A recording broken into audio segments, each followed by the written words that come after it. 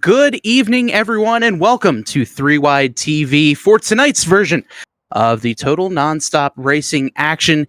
It's the MaxGraphics.co Throwback race here at Darlington Speedway. Good evening, everyone. My name is Bob Giaquinto, and alongside me tonight is Mitchell Adams. And Mitchell, these drivers tonight, it's going to be a long one, 150 laps here at the Lady in Black. And it's going to be a rough and rumble race for sure tonight.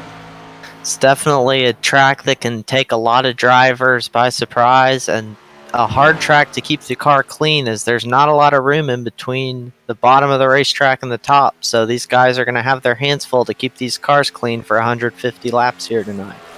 That is for sure. As we're taking a look now, here's Shane Ewing out there on the track. Only about 4 minutes or so left here to go. Actually in the qualifying session the 32 gets a little bit squirrely there coming off of the corner.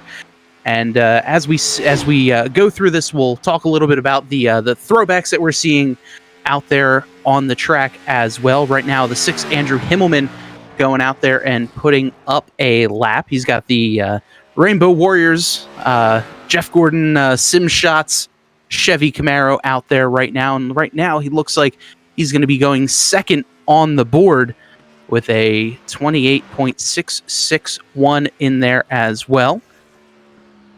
Now Anthony Devara with the KISS, the Shane Montgomery throwback scheme, and he's got a pretty good lap going right now. Yeah, definitely looking really fast here in qualifying. We're seeing a lot of drivers kind of a bit of gaps between the times that have been posted so far, so there's definitely a little bit of difference in the speed some of these guys have, and this is a track where that short run pace can be important, but definitely watching the tire saving too throughout this race will definitely give some guys an advantage here tonight. For sure, and when we talk about saving tires, Mitchell, the admins here at the Total Nonstop Racing League have actually given the teams an extra set of tires, so instead of the normal 2 sets of tires that the teams will typically have on pit road, they'll actually wind up having a 3rd set out there as well, as we see Philip Scott going across the line now to complete his lap. That is going to slot him. Actually, it looks like he's just starting his lap there. So Philip Scott going to be going up the board. Let's see if I can find him on my side of things. Right there around 7th with a 28.843. And now we're looking at Ben Mashburn here. And Mashburn, not a driver that you see all the time here in Total Nonstop Racing League. He has his own series that he runs on the iRacing service, but when he's been racing here, Ben Mashburn has had some pretty decent results. Yeah, definitely. Darlington's a chance for some drivers who don't race the series regularly to come in and have good runs. It's definitely a track that suits more experienced drivers and drivers who've raced here before. So it's definitely a chance for a lot of underdogs who have some experience here to make a name for themselves here in the TNR series. That's for sure. As we take a look here at one of the chase drivers here tonight, the 97 machine of Mike Floppy Teller, just kissing that outside wall. You know, that's the old Darlington stripe. But one thing here, Mitchell, is with Darlington, getting up into that outside wall, you kind of have to be careful of that wall glue where you get up there, you get sucked up right to the wall, and you kind of get stuck up there. And, you have to, try to manage your car and get it off the wall without spinning and wrecking out the entire field. It's pretty tough to do that. It's definitely, and especially for 150 laps like these guys are going to be doing here tonight, just being able to put your car up on the wall but not cross that cushion and get up into it. Fortunately for some of these drivers, these Xfinity cars are some of the more durable oval cars we have here on iRacing, so they can take a hit or two to that outside wall, but it'll definitely affect the performance of those cars. Definitely, as we see here, Jason Gracias doing the Mike Floppy Teller strategy of qualifying by just kind of parking right before the start-finish line. We saw Mike do that back at Atlanta a couple of weeks ago, but as the clock ticks down, looks like the track has gone quiet, and Anthony Devara in the 27 machine is going to be our pole sitter yet again, and on his outside, the 6 of Andrew Himmelman.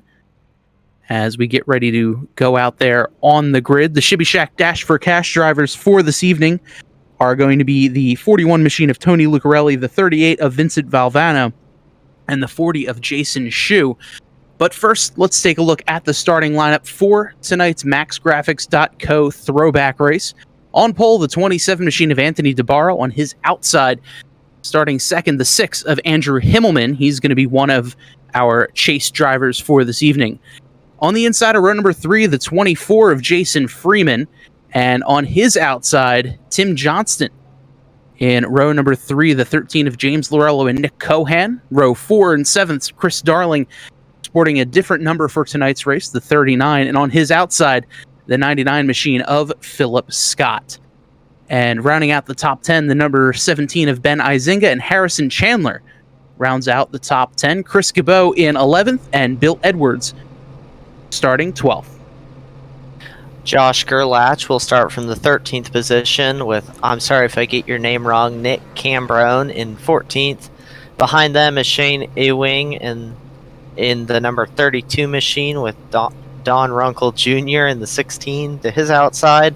Tony Lucarelli starting 17th with Mike Floppy Tellier to his outside. Ben Mashburn 19th, and Kyle Lewis round out those drivers who put times in qualifying. Starting in 21st, the number 1 of Jason Gracias did not get a chance to get across the line, so he'll be 21st.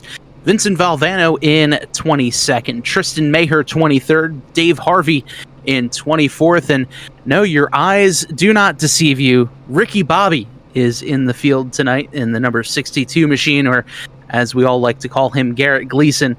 In the outside of row number 13, Stephen Kegman, Matt Monticelli, and then Jason Shu going to be rounding out the field in 28th position. So, as we wait for some of these drivers to finish gridding and getting out there on the track, and the pace car does finally get going, Mitchell, what are some of your keys for tonight's race? I think the biggest key to this race, I think we hit on it earlier, is the tire saving, especially since they are going to have to make some runs on the same set of tires. Darlington's a track that really wears that right front tire out, and you have to really lean on those tires to get you out of some of these corners. So the drivers that can really be patient and save up some of those tires, you're really going to see come in fast on the longer runs. I think that's going to be a big key in this race.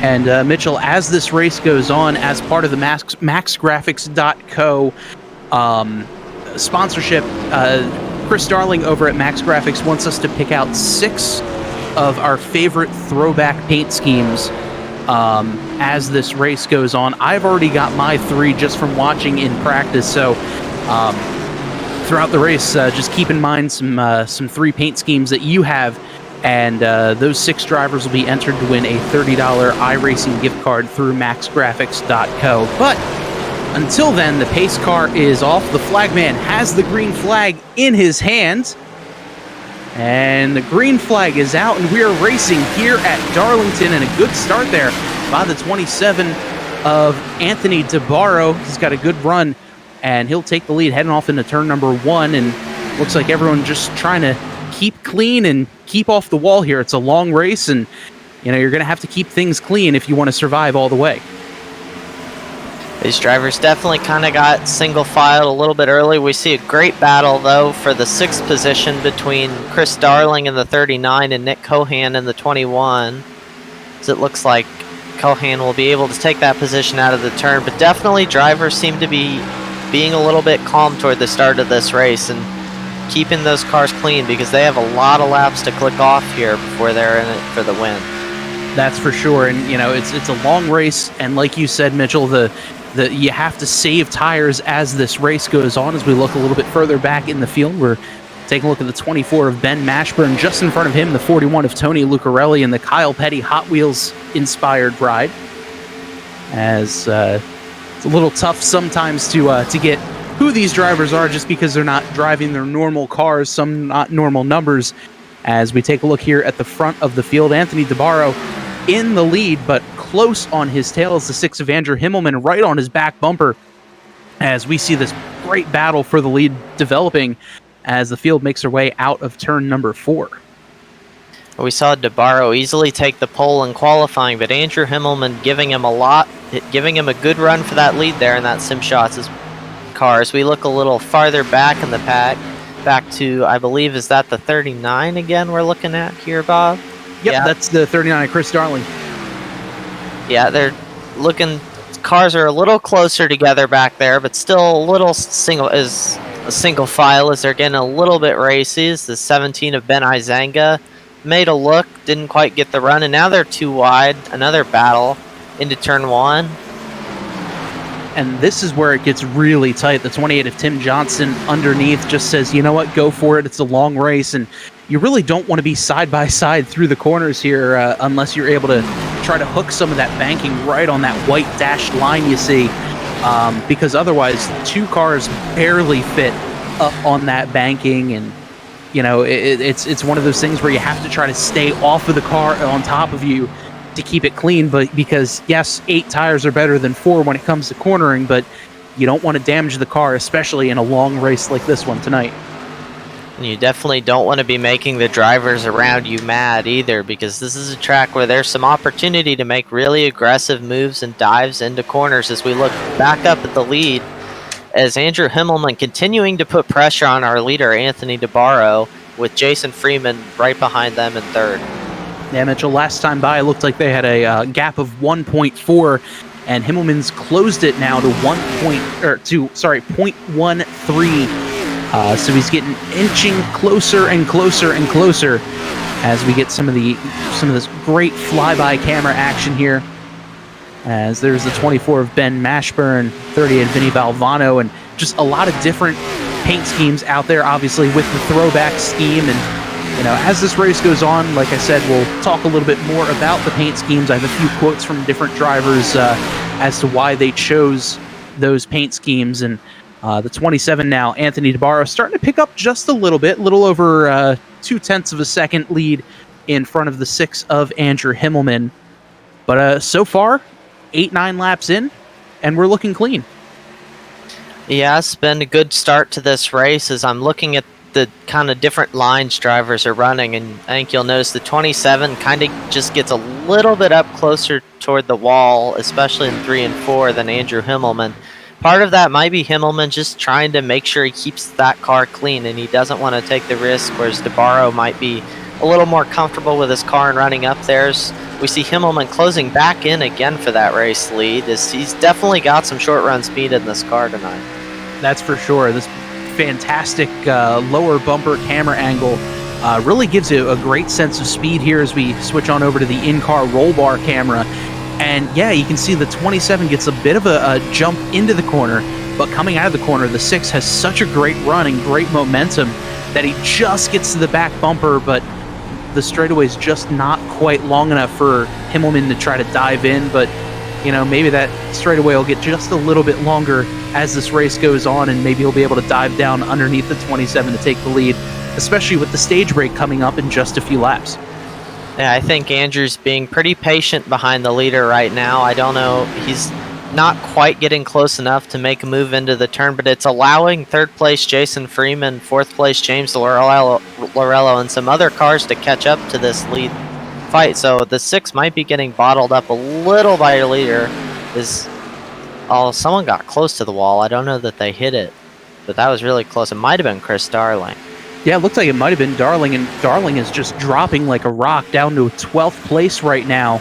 And, you know, Darlington, it doesn't really seem like a momentum track. There's, yeah, the 39, you see here on the replay, 39 just got up into the wall and, wow, went all the way down the racetrack and just kind of pulled off. Very interesting turn of events there for the 39 machine of Chris Darling. We'll have to keep an eye out on that one, as it looks like Darling has actually brought that car to the garage.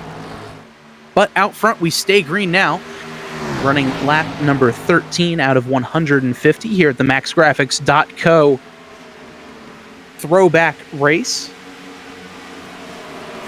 And so far, some pretty good action all throughout the field.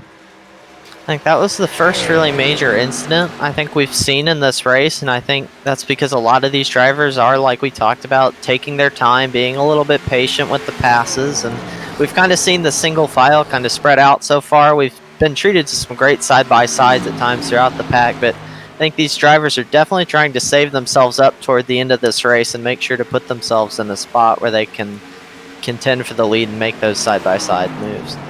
Yeah, I couldn't agree more. Looks just like the 27 now. Great run, but now here comes the 24 of Jason Freeman. He's taking a look to the outside. A couple of Jeff Gordon-inspired cars doing battle. As right now, Hillman about a 0.14 second advantage over the 24 of Freeman. Then James Lorello doing a little bit of a throw forward, actually to his daughter Elizabeth's future quarter midget ride that he said she'll be racing later on this year. So he's doing a bit of a throw forward to her, which is really, really cool to see out there on the racetrack. But just some fantastic racing overall, and only about 10 laps away now from the one and only stage break, where we'll be giving out stage points, 5 points to the winner, 4 points to second, and so on, with fifth place only getting 1 point. But, looks like the 40 of Jason Shue might have gotten a bit of the wall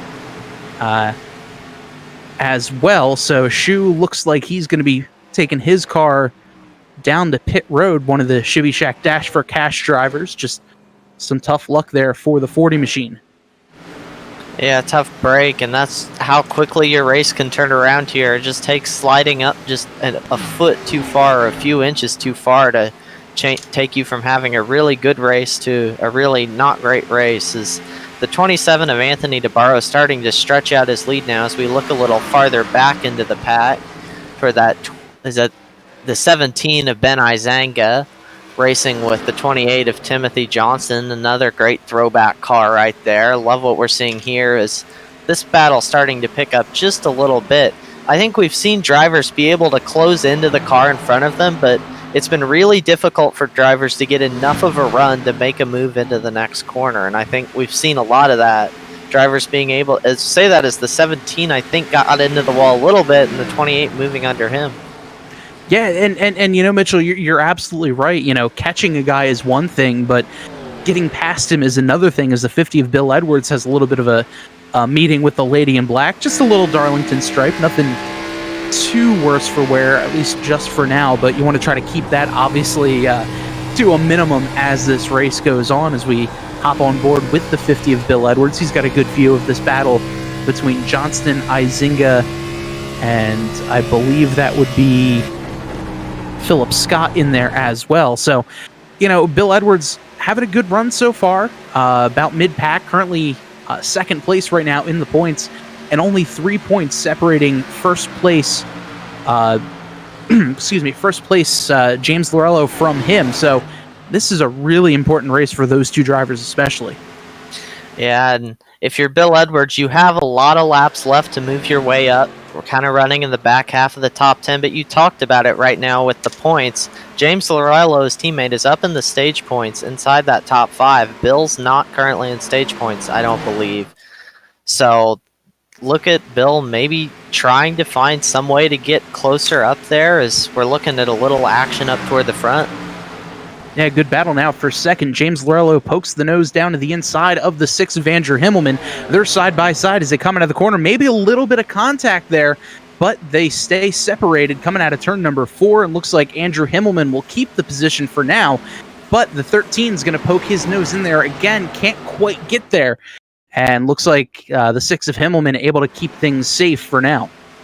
And as we look back at them, that battle still raging on. James Lorello really getting close to Andrew Himmelman into that turn. I wonder if Himmelman might have burnt a little bit up running right behind our leader toward the start of that run, and maybe James Lorello might be trying to capitalize on Andrew maybe warming his tires up a little too much there in the opening laps. They get really close in that turn. Oh man, just centimeters I feel like apart from each other, but look at this good, hard, and clean racing. And I mean, that's just the name of the game here for the Total Nonstop Racing League. Just some fantastic drivers. And look at that, the 21 of Nick Cohan. Where did he come from? As Cohan is, he gets around Jason Freeman and now he's going to set his sights on the 6 of Andrew Himmelman. But Mitchell, I think you're right. I think he might have just overheated the tires, doesn't have as much grip now, and is starting to fall back just a little bit here. And that's so easy to do at this track, and I think we talked about how Andrew was running a slightly lower line than maybe our leader and possibly some of the cars around him, and that's nothing against him. But it's possible, they're finding a little more grip up near that wall and getting a little aero cushion off that wall, and that's allowing maybe a little more tire saving, and we might be seeing the effects of that here on the 6th. For sure, as we're getting close to the stage break here. They're on lap number 24, and this battle right here is 4 points. We got Timothy Johnston just on the outside, Nick Cohan currently in 5th, and so on and so forth, as a really great battle here brewing. You can really throw a blanket over positions 3 through 6 right now as they run. Yeah, and this, like you said, the battle for stage points, and we have 2 playoff contenders in this battle, Andrew Himmelman and Jason Freeman, so they're going to be fighting extra hard, because as this season comes toward a close, they need every bit of points they can get, and they're definitely putting on a great fight. As caution flag, I believe, has come out on the track. Yes, it has. Where's that at? Looks like that will be the official stage break, so Anthony Devara is going to win the stage, James Lorello second, and he's going to pick up a few points on Ben Izinga. I'd said Bill Edwards earlier, but it's Ben Izinga he has a lead on by 3 points, so you can push James Lorello a couple of points ahead then. Andrew Himmelman, another chase driver there, and then Jason Freeman, and then Timothy Johnston rounding out the top 5 in stage points. There's still 125 laps to go here in this race. I think you talked about it, and we saw that first stage run all the way green flag. There weren't any cautions, so these guys are going to have to think, if this race goes green, do I want these tires now to take advantage on the restart, or would I rather have them later in the race on a final run to possibly get those positions later? Well, let's take a look now. It looks like the 27 is going to be heading down pit road and leading the rest of the field. So there comes every driver for the most part. Looks like the 54 of Kyle Lewis, I believe, is going to be staying out. He might just be taking the wave around. I know a handful of drivers are currently 1 lap down. Looks like Dave Harvey did not start the race. Jason Shue, Ben Mashburn, and Chris Darling are currently off the racetrack. So looks like Kyle Lewis just took the wave around, got the lap back, and everyone else right now heading down pit road. Yeah, and I'm really curious to see what your leaders do, because we talked about it, as it looks like the 27 out of his box really quick. So looks like a mixed bag. I can't see exactly what the calls are, but it looks like several cars, including the SimShots Rainbow Warrior Throwback, taking 4 tires, I'm going to guess, compared to the pit times. Yeah, and this is one of those things where trying to take 2 tires now, that might wind up coming back to hurt them as this race goes on. Obviously, it's early, and you want to try out some different strategies, but man, I don't know if 2 tires is the right call. I don't know if they just wound up taking fuel only and keep the old tires on the car, but I don't know if 2 tires is the right way to go so far. Well, I think if you take 2 tires, you're not going to have that full set later in the race. You're just going to have left side tires, and you're not going to have the right side tires, which usually are more important. So 2 tires is an interesting call here, if anybody made that. Is that 54's in pit road? He might have been the lucky dog, was Kyle Lewis on that caution. So taking a look now as the field starts queuing up, the 84 of Matt Monticelli and the 22 of Stephen Kegman decided to stay out on this run, as Kyle Lewis is down there, and he is confirmed as the lucky dog. Kyle's driving the 00 David Rudeman Throwback, the BK Midnight scheme. And before the race, he said he loved the way the color popped out on the track. And I mean, really, that is just a beautiful race car and a good-looking car out there on pit road right now. And a lot of good cars in this field. I'm taking a look, trying to find which cars I might like here for this MaxGraphics.co Throwback race. There's plenty of good contenders in the field tonight. as the 84 of Matt Monticelli has confirmed that he stayed out on that series of pit stops. So that will certainly be interesting as a few other cars decide to come down. The 22 of Stephen Kegman, he's heading down to pit road now. He did not pit earlier, but once things cycle up, it looks like he'll be back towards the back of the pack. And Kegman driving the 22, but I believe a Marcus Ambrose throwback coming from a land down under. Definitely good. Oh, sorry. No, go ahead. I was just saying it was some fantastic looking schemes out there on the track. I was about to say the same thing about that 22. It's a really good looking car there as he's bringing it down pit road. Up front, I think it's an interesting strategy call by this 84. Saving the tires, yeah, but, what did these guys behind him, a lot of them do have fresh tires, so I'm interested to see how well that 84 hangs in. Oh, and trouble back in the back of the pack under yellow. Looks like the 38 or the 20, I guess, technically, of Vinny Falvano wound up getting turned back there. And they're obviously going to be waving off the green flag, but man, what happened there? The 20, did he just come up the racetrack? Did the 97 come down? Looks like it's an answer of yes and yes. But the 20 just kind of got dumped there on the backstretch. I think we expected a lot of side-by-side racing and contact under green flag. It's something else to happen under caution, but definitely I think they both thought they were going to put their cars in different spots. It's just an unfortunate incident, especially happening under caution. Yeah, and not only that, but the 97 of Mike Floppy Tellier is one of our playoff or chase contenders. So, that's another pretty big chase implication here, as the field still pacing after the incident under yellow. Yeah, definitely not what you want to see if you come into this race really needing to grab some points.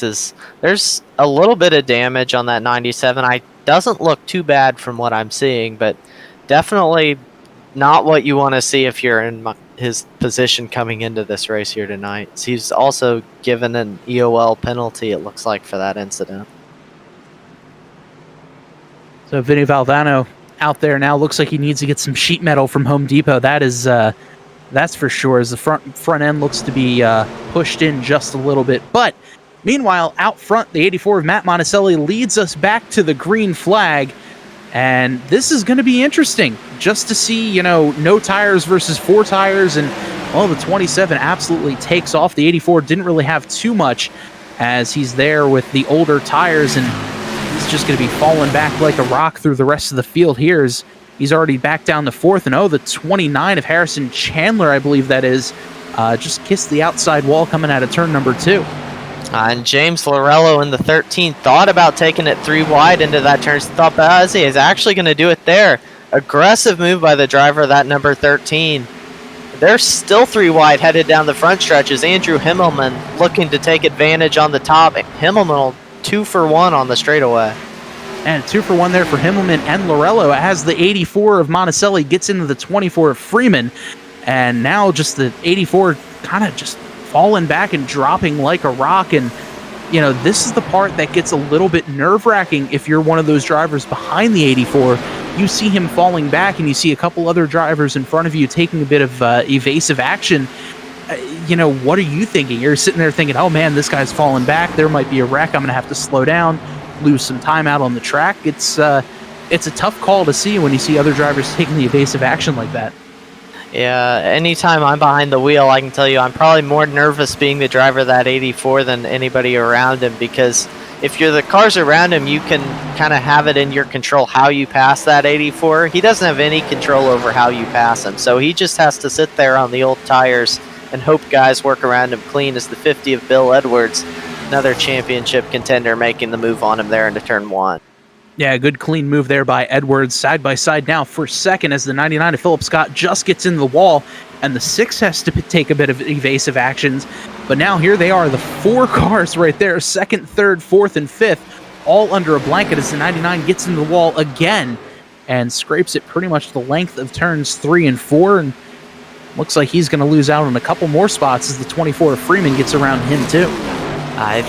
wouldn't be surprised if there might have been a little bit of net code in between that 99 and the 6 that made Andrew get a little bit squirrely off that turn, but a great job hanging on to it by the driver, the number 6, back up to second place. We saw him gain some spots early in the race, but lose them, on the longer run as the cautions come back out.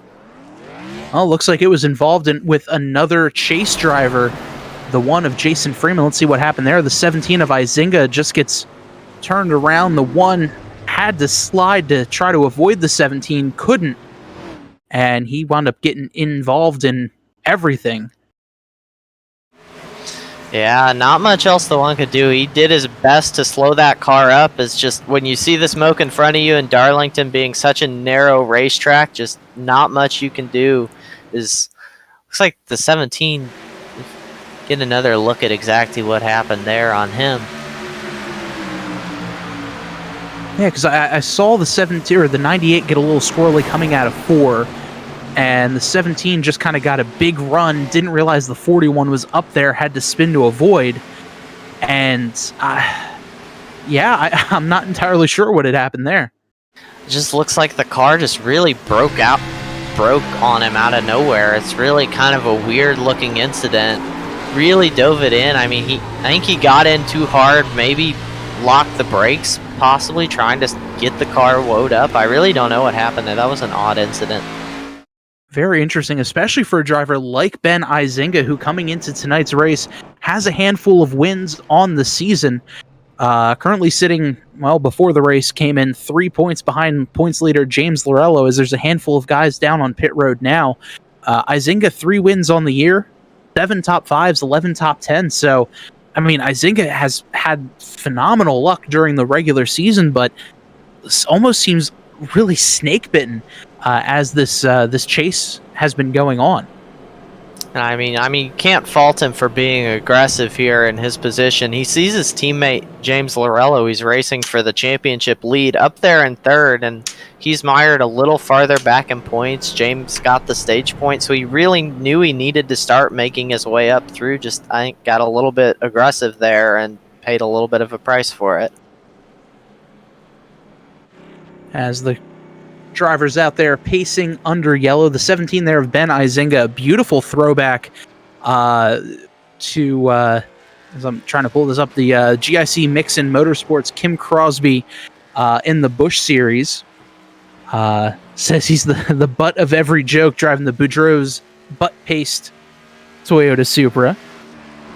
It's from 2005. I vaguely remember seeing that car, even though they did DNQ out there, and always one of those the Hall of Interesting sponsors, and Boudreaux's butt paste is certainly one of them there. I think definitely one of the more interesting sponsors we have in the field tonight, Bob. That's for sure. As we see here, the 99 of Philip Scott driving the Carl Edwards throwback with National Ninja League up on the hood. And Philip was saying that Carl was hands down his favorite driver growing up. He said he absolutely loved him. 2004 was the first year that he started watching NASCAR, and the first race that he went to was also Carl's first Cup race after Jeff Burton had left Roush to go to RCR. And that paint scheme he's thrown back to was always his favorite, and he said Carl is the reason why he drives the 99 normally. So really cool throwback there for the 99 of Philip Scott, and he's actually one of my throwback contenders that we'll send off to Chris over at Max Graphics to be put into that pot for the $30 of iRacing gift cards. And another one of the great throwback schemes is I don't know a lot of these guys' regular paint schemes, but from what it looks like and kind of my knowledge of paint schemes, a lot of these schemes up toward the front and throughout the field are throwbacks. So definitely a lot of good cars in tonight, and we love to see the participation in the throwback race from all these TNR drivers. Yeah, and one of the best parts about the throwback participation here is just kind of pretty much everyone out there on the track has some sort of throwback throwback paint scheme. We see the 24 here who, well, as you see on the graphic there, normally drives the 20. Jason Freeman, he's a little bit loony tonight, driving the 2002 Jeff Gordon Richmond Raceway Looney Tunes Chevrolet. as the pace car is off, and the 27 of Anthony DeBarro and the 6 of Andrew Himmelman side by side getting ready to go green. The 27 has a fantastic jump, as I'm not sure if the 6 spun his tires, but looks like he's going to get a huge jump, about 3 car lengths as they head off into turn 1. Hey, Andrew Himmelman able to slot back into second in front of James Lorello, your championship points leader. And Himmelman already getting a great run on your leader. We've seen the short run speed tonight from the 6. He's probably going to be looking to make something happen with it on this run here. Yeah, here comes the 6 of Himmelman. He's going to take a look to the inside of the 27 of DeBarro. And DeBarro driving that Chase Montgomery throwback tribute car. So if I ever say Chase during the race, I just know that I mean Anthony DeBarro. As we see the 6 think a little bit better of that move. And the 27 goes down to give him a little bit of a block. And here comes a great run now by the 13 of Lorello, getting right to the back bumper of Himmelman. Yeah, Lorello right on the bumper of Andrew Himmelman as they go into the turn. Himmelman with a great run on the inside. He's really able to wrap that inside and carry a lot of speed through. But we've seen when he gets under that leader, he really can't carry the speed off because he can't turn the car on exit as much. And that's something that's already challenging enough about Darlington, is these corners really get tight on exit. As James Lorello looked like might have gotten into the wall. No, I think it was the 24 of Jason Freeman. Yeah, I'm not sure who got in the wall there, but because of that, the 13 had a fantastic run down the backstretch. He's able to get around Himmelman, and now the 13 looks to challenge the 27 for the lead here as they come across the line. Lap 44 now of 150 in the books, and here is a 3-way battle for the lead and just some fantastic racing out front right now. I think Andrew Himmelman's been about the only driver to challenge Anthony DeBarro for the lead thus far in the race, and here goes James Lorello on the inside trying to make something happen with it. And Himmelman's going to follow him through too as Lorello clears DeBarro for the race lead. Lorello clears him, but the 27 had a good run coming off the high side. He might be able to get back around the 6 of Himmelman, but they're side by side, and the 6 just gets around the 27, so slot the 13 of James Lorello up to the point, Andrew Himmelman up to second, and Anthony DeBarro drops 2 spots after some really hard side-by-side racing. And, you know, Mitchell, like we had said earlier about the 6 maybe heating the tires up a little bit, you know, maybe you have to kind of think maybe that's what happened to the 27. Yeah, and we saw in the back straightaway too, the 27 kind of pulled over and gave the 24 of Jason Freeman the spot. So DeBarro now in 4th place, but James Lorello, championship points leader, your new leader, with it's all championship contenders in the top 3 now that DeBarro has fallen back to 4th. And DeBarro is the only championship contender, or non-championship contender, in the top 5 here. So great runs for the chase drivers here tonight so far. And as we look back now, a battle for 7th place between the 99 of Philip Scott and the 32 of Shane Ewing, as they had a pretty good run going there, as we're getting some fantastic camera angles here tonight.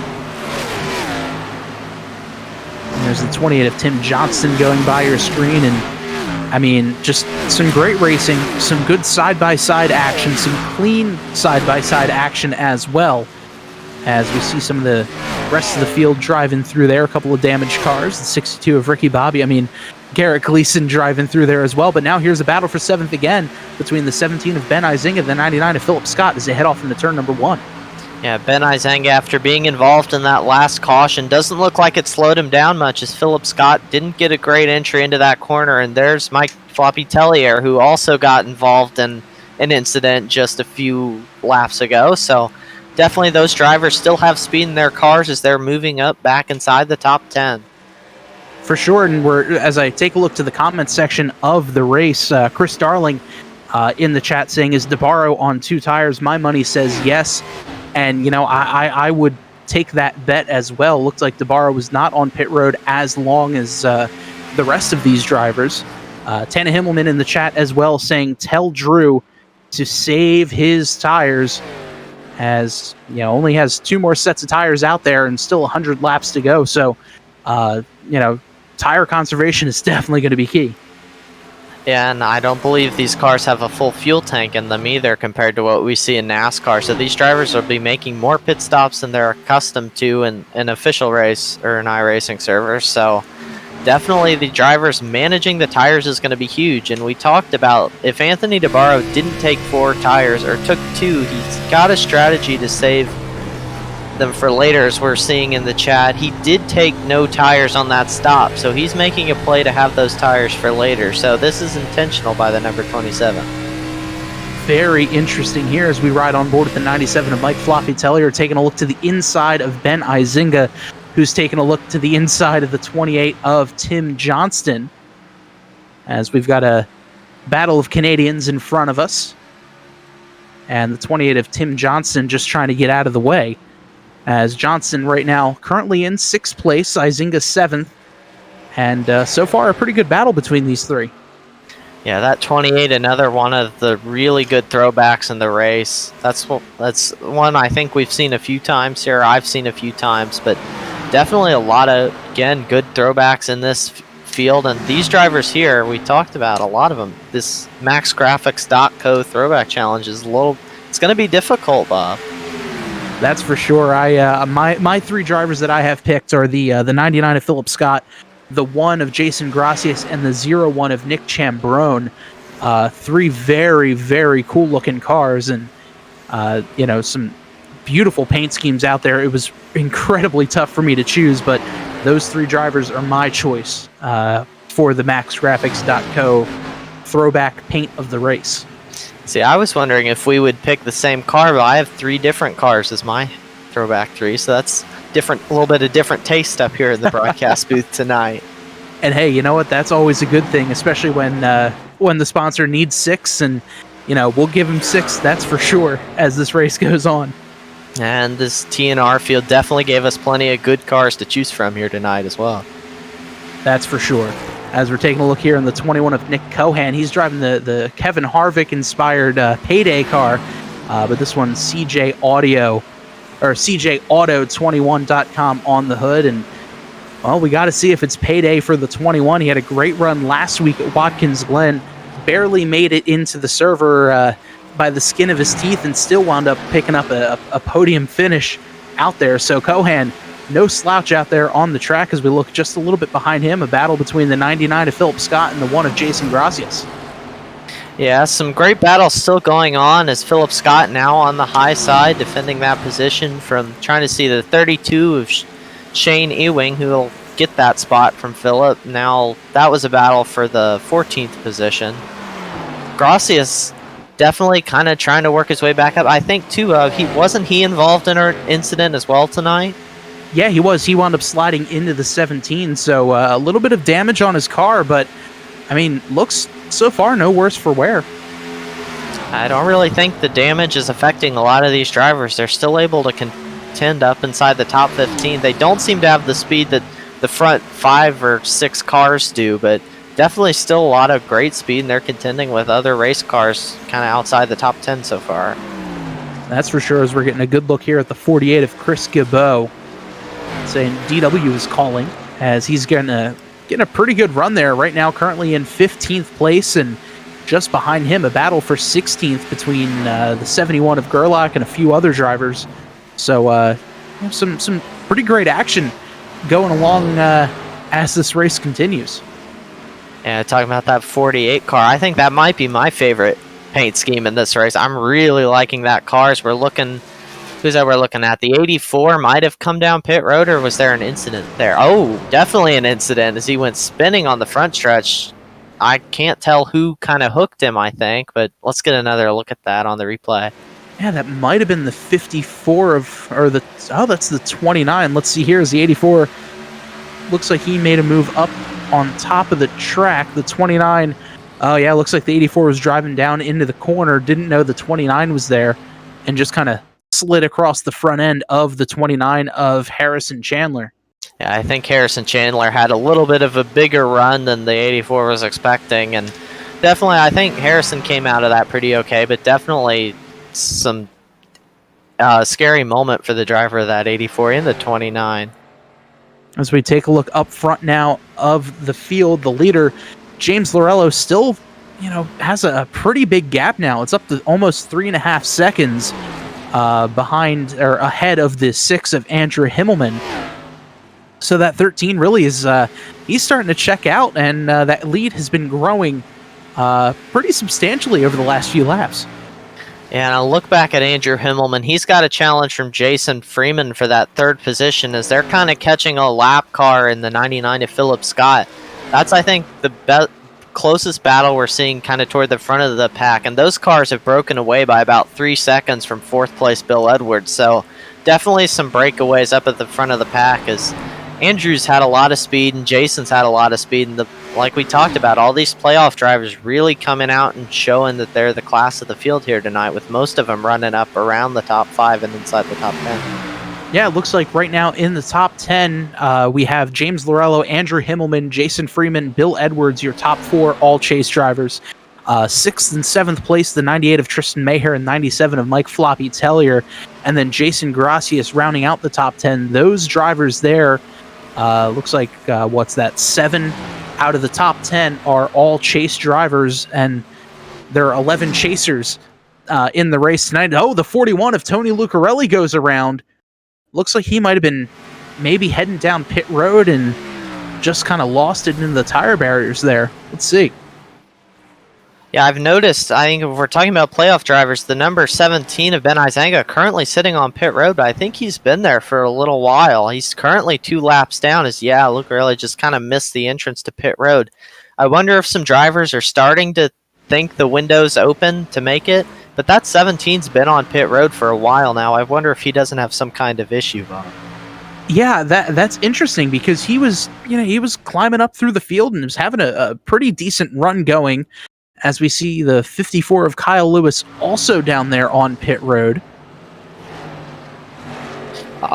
Looking at the 17, looks like he had an incident coming out of turn 2, got up into the wall and went around right before he came down pit road. So I'm guessing there's some significant damage. Yeah, hard contact. So that's something to look at. Is actually the caution, I believe, has come out on the racetrack here. See what the caution is out there for.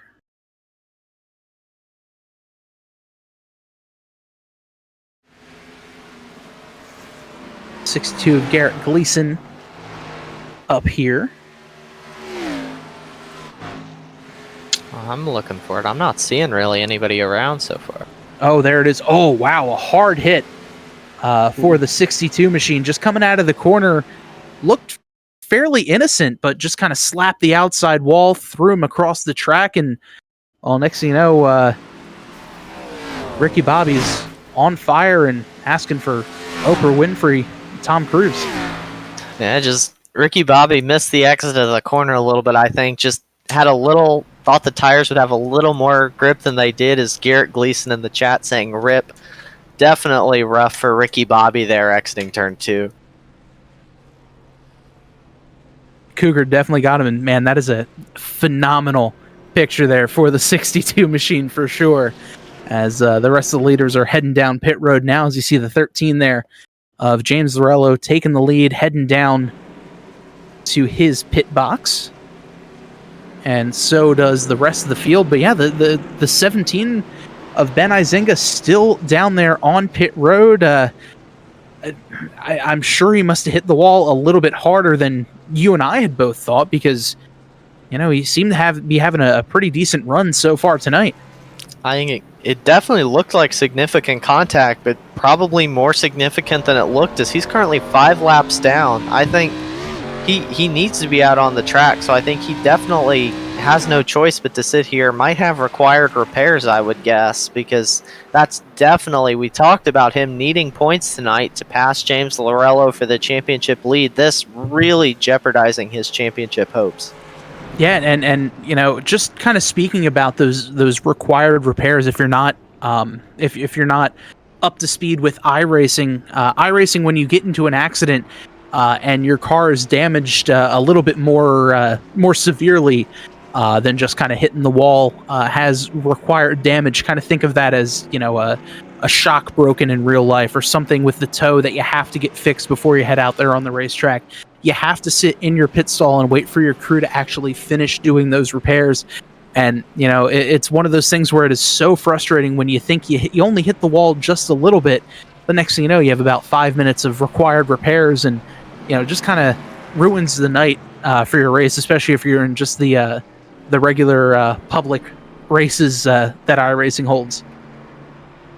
Yeah, and I think we missed it under green too, going back to the running order on the track, that Andrew Himmelman had, I believe, been passed for third. Currently, Jason Gracias in the 1 up there in second, and we had talked about him being involved in an incident. Well, he's up there on the front row now for this restart, so good rebound by the 1. I wonder if he didn't maybe take no tires or something to put himself up there, or if I'm just forgetting that he was running up there. No, I think you're absolutely right. I believe the 1 was somewhere around 10th before the caution flew, so I'm thinking that the 1 either just did no tires, only fueled it up, and is trying to save tires. I know he's used that strategy a few times this season already, and it's gotten him a pretty good finish so far. So, maybe that's just one of those things where he said, you know what? I'm going to sit there, I'm going to just put some fuel in the car, and we'll get going. And right now he's looking in second place.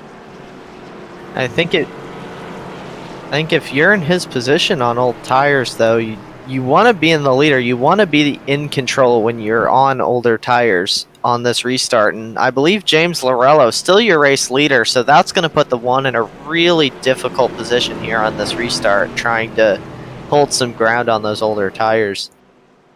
Yeah, and I know obviously our theory of the 27 taking 2 tires was debunked, as the 27 the last time didn't take any tires and just kind of shot off like a rocket, with the 84 having not taken any tires, falling back. But I'm curious to see how this restart is going to be as well, because the 1 no tires, he may start falling back as well. And I'm guessing these front drivers took tires on this restart. I'm not quite sure of that, as we're getting ready to go back green with that 13 of James Lorello leading the field back to green with the old tires of Jason Freeman on his outsides. The green flag back in the air. And a fantastic jump there by the 13 of Lorello. The 1, again, just kind of fell backwards there, already down the 4th after starting second.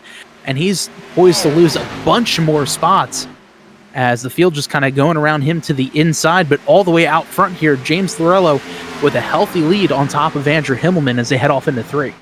And I think the 1 actually might have gotten up a little too high into the wall, but I'm really curious to see, now that 27 is on some fresher tires, putting pressure on Andrew Himmelman right now up front, as we're looking a little farther back at the 1. Already fallen back to 7th place in 1 lap, so he lost 6 positions on that 1 lap. So definitely the old tires hurting him, but like we talked about, that's a set for later in the race. So the 1 playing the strategy now to give himself a set of 4 fresh tires when these other guys don't have it. Yeah, and we have seen the 1 of Jason Gracias use that strategy to his advantage earlier this year, especially at Homestead, where he had an extra set of tires in his pocket. We had a green-white checkered. He was able to throw down a fresh set of tires and almost won the whole race on that strategy. And that kind of seems to be the MO of Gracias, where he'll sit there, he won't take tires on 1 caution just to kind of bank on having a caution towards the end of the race, especially with how tight Darlington is. It's a really smart strategy, and this strategy could definitely pay off for him tonight.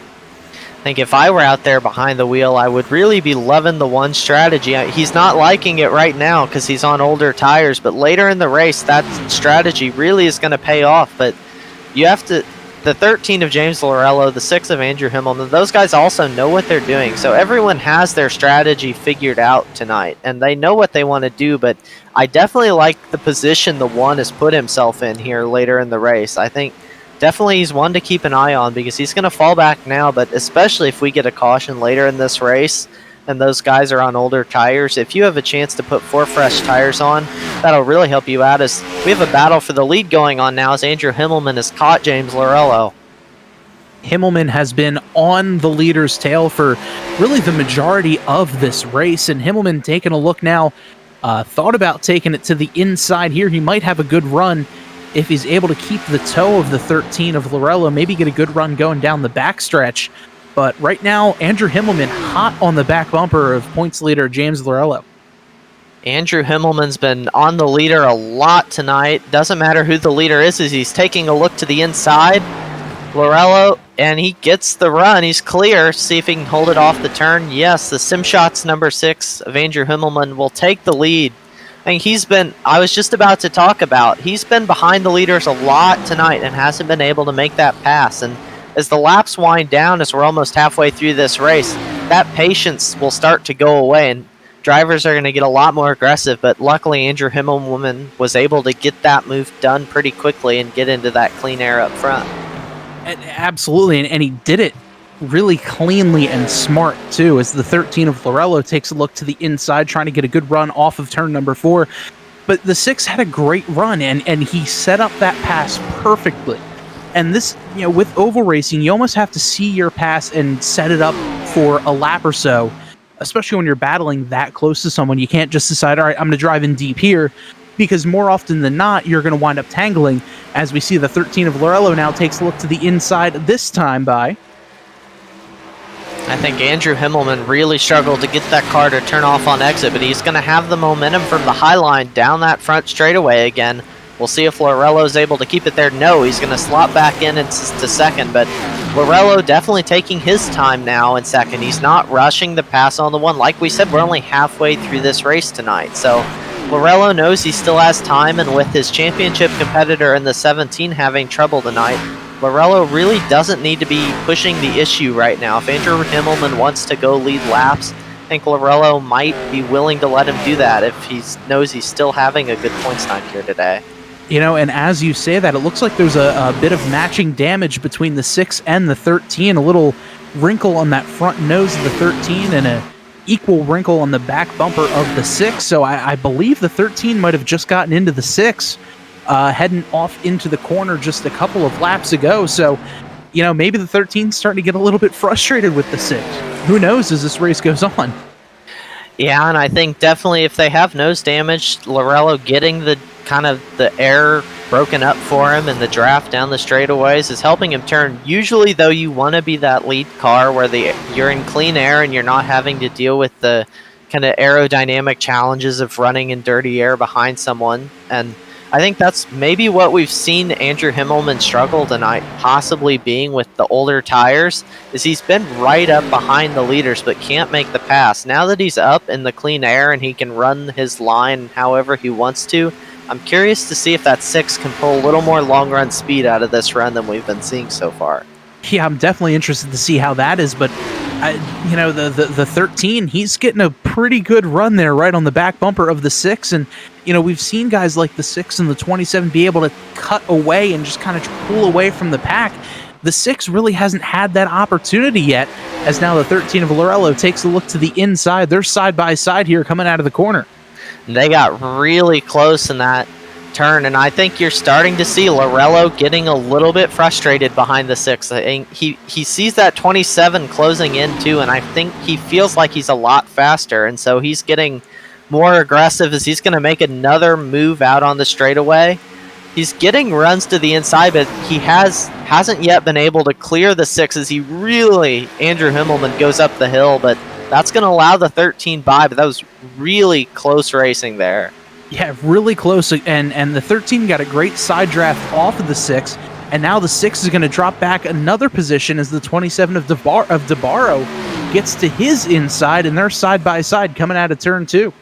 And we saw Devara be the fastest car on track really through the early portions of this race, especially on the longer runs, and he's really, I think, starting to work his way back up on the newer tires. As we look a little farther into the back of the pack, let's see, that's the battle between the 50 of Bill Edwards, and I can't get a look, that's the 21 he's racing with. Another great throwback car is that 21, but the 21 able to make a pass on Bill Edwards, and oh no, that's actually for 5th. I thought that was a lot farther back than it was. But they're definitely starting to run up on the leaders. I think in the past runs, we've seen the top 3 or 4 cars kind of really break away from the 5th place on back. But right now, we're not seeing that. They're not super close, but it's definitely not seconds in between cars like we've been seeing up to this point in this race. Yeah, and I think a lot of that can be thanked because of that battle between the 6 and the 13. A lot of side-by-side action for the lead. Now here comes the 27 of Devara getting a great run, and he's going to take a peek to the inside of James Lorello as they head off into turn 3. I think James Lorello definitely putting up more of a fight now than I think he did earlier when he was racing the number 6, because the tires are getting older and it gets harder to pass. Is a little bit of a side draft maybe from the 13, but it looks like he might have checked up to give the 27 the line into that corner. Like we said, Lorello, even though he's in second, is still the leading playoff driver here tonight. So definitely the position your points leader wants to be in, leading his playoff competition. That's for sure, as we see a battle, or in a pass now rather, for third, as Himmelman drops down to fourth, and the 21 of Nick Cohan moves his way up to third, and some good racing now behind them as the 48 of Chris Gabot looks to put pressure on the 50 of Bill Edwards and that beautiful Robbie Gordon throwback. And I think I remember we talked about earlier in the race when Bill Edwards was running a little farther back in the pack, we talked about him needing to be aggressive to get up there and challenge for the points, and definitely a little while later moved himself up into the top 5, and he's being challenged by that beautiful throwback paint scheme, the Gatorade 48, that I absolutely love. But definitely Bill Edwards is slowly and kind of methodically picking his way through the field, and you look at it, I want to point out that a lot of these guys still, though, they haven't saved that set of tires we talked about later in the race, like guys like the 27 and the 1 who've saved tires.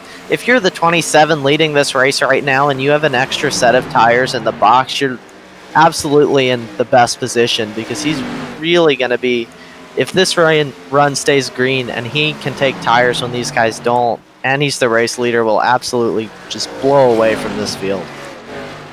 Right now we're seeing a battle between the 29 of Harrison Chandler and the 99 of Philip Scott. And heck, we'll even throw in the 10 of Nick, the 01 of Nick Chambrone, a battle for 10th right now. And Philip Scott was our lucky dog the last caution by. Wound up getting his lap back, and so far in 11th, having a pretty solid run there for the 99 National Ninja League Ford. Yeah, I believe he got back on the lead lap. I think at one point he went a lap down, but he got himself back on the lead lap. Currently hanging in there. Philip putting in a really good fight. We saw him struggle a little bit early, but definitely a lot of speed. I believe that's Harrison Chandler looking to the inside. We saw a little while ago, too, Harrison Chandler involved in an incident. There's a lot of these cars that have been involved in incidents, and they're still hanging in there. As we see the 1 of Jason Gracias hit pit road now. Yeah, it looks like some possibly some scheduled pit stops here for the 1. He's got an extra set of tires in the box. He's going to be changing those on, I'm sure, as our leader, the 27 of Anthony DeBarro, leads his teammate Nick Cohan in Dizzy Motorsports by about a second and a half. And, well, let's see what happened there to James Lorello as the 21 able to take a peek to his inside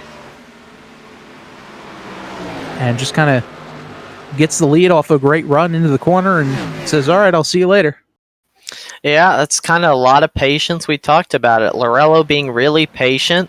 Other than when he was behind Andrew Himmelman looking for that race lead, he seems to kind of be a little bit willing to let drivers go by that aren't playoff points contenders. But we've seen him race the championship drivers a little bit harder, but I definitely misspoke when I said he's been patient, because we definitely saw him earlier racing for that lead. He wasn't quite as patient. For sure, and maybe that's one of those things with this chase format. It's almost like it's a race inside the race. You can kind of let the other guys go by, say, all right, they don't really matter that much. I'm only racing these 10 other drivers, not including myself. And, maybe that's just the way the 13 is attacking things, as we still have about 58 laps to go as they come to the stripe. And I think the 50 of Bill Edwards might have caught the wall in turns 1 and 2, maybe exiting the corner, and that let the 24 of Jason Freeman get around him. Freeman, another one of those playoff drivers, and there's a good gaggle of cars, and I believe that one of Gracias here on fresh tires, though, having to maneuver his way through these cars on older tires. So Gracias definitely trying to be careful, but he knows he's way faster than these cars he's racing right now. Absolutely, and Gracias right now currently 2 laps down to the leader, Anthony DeBarro, so he's going to have a bit of a caution and the pit stop cycle out just right for him to be able to get back up on the lead lap. And he's not even in the lucky dog position yet, as the 99 of Philip Scott just gets put 1 lap down. And the 27 of Devara looking to set his sights on the 0-1 of Nick Chambrone, another one of his Dizzy Motorsports teammates, to try to put a lap down as well. Yeah, I think Graphix, he's almost worked his way up through the field. My scoring showing him 2 laps down right now, actually. So, but that's one of the harder parts of being, that's one of the harder parts of trying to race your way back onto the lead lap, is the leader's still lapping people, even when you're not passing those cars. So Jason Graphix, he can be the first car in the lead lap, and then all of a sudden on the other half of the track, the leader puts somebody a lap down, and that you have to go catch them. So it definitely is a tricky spot to be in, racing yourself back onto the lead lap. But those fresh tires compared to his competition really going to help him. And actually, I don't think anybody else is pitted, so maybe a little bit of an off-cycle stop for that one, do you think, Bob? Yeah, that's what I'm thinking, because we haven't seen anyone else head down pit road. I think we might have seen the 97 of Tellier head down pit road earlier, but I don't think that was much of a scheduled stop here, as the one takes a look to the inside of the 6 of Andrew Himmelman. And, you know, we were saying earlier, the 6 of Himmelman having a great run, but he's got a bit of back-end damage. I don't know how that's going to affect the race car. And, I mean, even same with the points leader, the 13 of James Lorello, he's got some front-end damage. I don't know how that's going to affect his car either. So, I mean, those are going to be 2 big question marks as these laps wind down, is how is that damage going to affect them?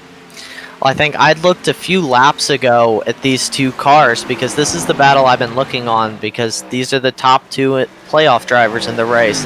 About maybe 10 laps ago, 15 laps ago, James Lorello was about 2.5 seconds in front of that 6 of Andrew Himmelman. Now only about a half a second in front. So Himmelman definitely, we talked about it, he's got a lot more long-run speed, I think, than he's shown tonight, but Lorello might also be struggling a little bit with that front-end damage that is kind of significant on that 13.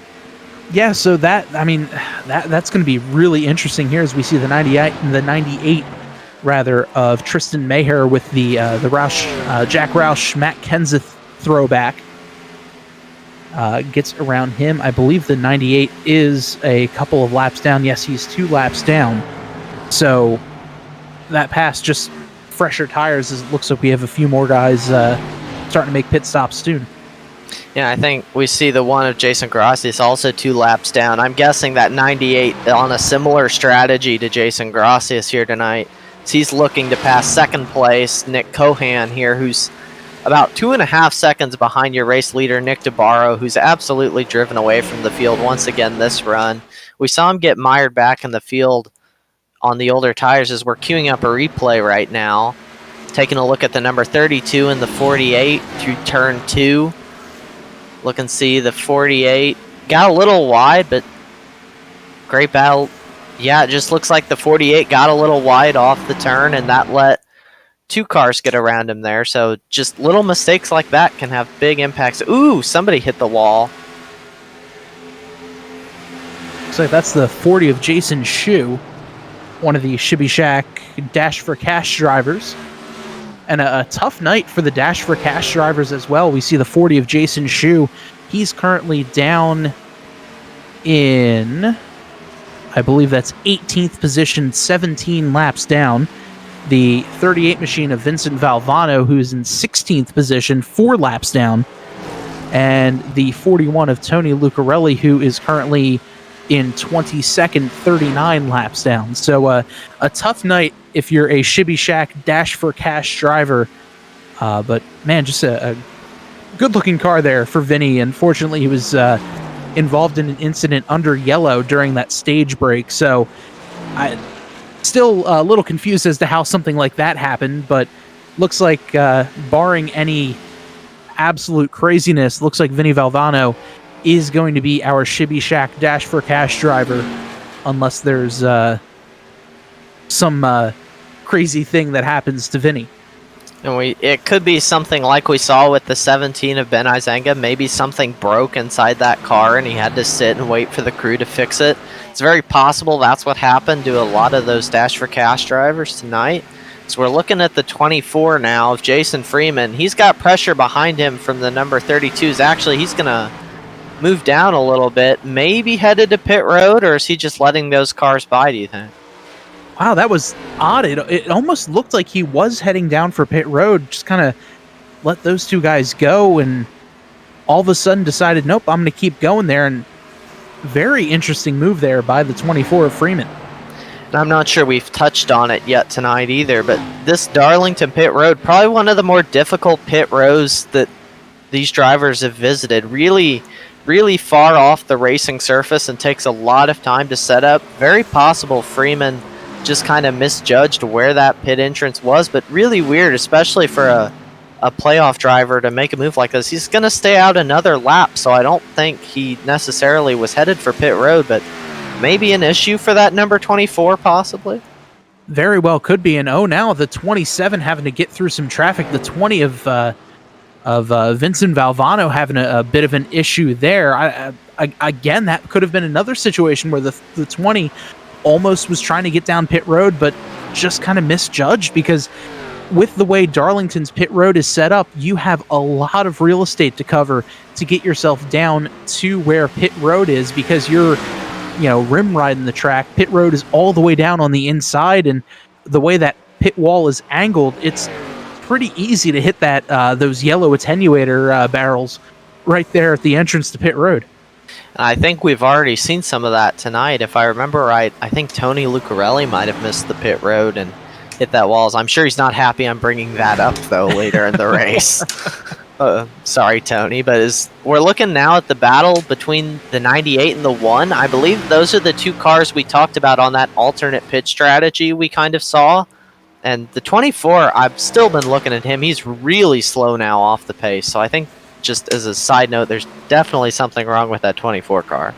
Yes, now here's the 24 Freeman going down below the dotted line, almost on the progressive banking side, so to speak, for lack of a better phrase, rather, here at Darlington. So I don't know if he's just kind of cruising and hoping for a caution, or if there's just something not wrong or not right with the 24, but he is really off the pace, is now the leader of Anthony Devara, heading down pit road to make some green flag pit stops. Yeah, green flag pit stops might start as we have about 40 laps to go, I think, in this race. It might be just outside that pit window, but they might be one stop away from this point. But the 24, really, he's been inside the top 5, and he's a chase contender, so I think it's really interesting to see, as Andrew Himmelman having to work in second with the 97, as I believe James Lorello might have... Yeah, Lorello into pit road as well here under green. Very interesting strategies now, as the 6 looks like he's going to be heading down to pit road as well. The 21 on pit road currently. So green flag pit stops here in full force. And we'll see who keeps the lead here. The 48, big head of steam hitting on pit road. He's able to get down to pit road speed. And yeah, it looks like the majority of the field now heading down pit road. 32 has his car serviced. Same with the 50. As we see Nick Cohan hitting his marks. Good job getting into his pit. It was great driving by that 48 to get it slowed down. A very difficult spot to be in. And the thing to watch on this pit stop is we've been highlighting it all night, the tire strategy. And as we're getting down toward the end of the race, some of those drivers who have not taken tires yet, those guys are going to be forced to do it here. Whereas some of those guys like the 27, the 1, the 98, who I believe have played that strategy and not taken tires, they're going to be able to take tires at some point here and be a lot faster. And while the guys who aren't taking tires are going to get faster stops, they're going to be significantly slower on the racetrack. Yeah, absolutely. As we see the 27 of Devara now looking to re-inherit the lead, as Nick Chambrone gets his way down onto pit road. Luckily, as of right now, not hearing any word on any pit road speeding penalty or anything like that. So great job by these drivers to get down to the speed limit and stay there, because like we said, this is a very, very treacherous pit road entrance. On is on. Oh, the 6 of Andrew Himmelman got really sideways out of turn 4. That 6 car into the infield wall. Big damage to the front end. Not too significant, but man, he lost a lot of time as he just kind of exiting turn 4 got a little bit loose, and so easy to do on cold tires if he's on them, but already a lap down. But man, that 6 been running really toward the lead inside the top 5 pretty much all night. Just kind of disastrous for a playoff driver here tonight. Yeah, and I think the best way to describe getting through turns 3 and 4, if you're driving one of these Xfinity cars, is just tight. Wow, it's loose. As you know, it's just so hard to turn and get into the corner, and then it has a really big want to just kick out from under you and slide sideways, and just a tough break there for that 6 machine in the Sim Shots Chevy. Yeah, and that's kind of a product of the racetrack, is the two ends of this racetrack are completely different. Turns 1 and 2, a lot of high speed on throttle time, whereas turns 3 and 4 use a lot of brake, and usually the cars are really tight in 3 and 4, and then sometimes they snap loose and it can catch drivers off guard, and that's exactly what happened to the 6 as we're looking at the 21 of Nick Cohan, I believe, running up in second, and we're getting a graphic on the pit strategy of some of these drivers, and you're going to kind of see that the split strategies here is there's a lot of different strategies at play.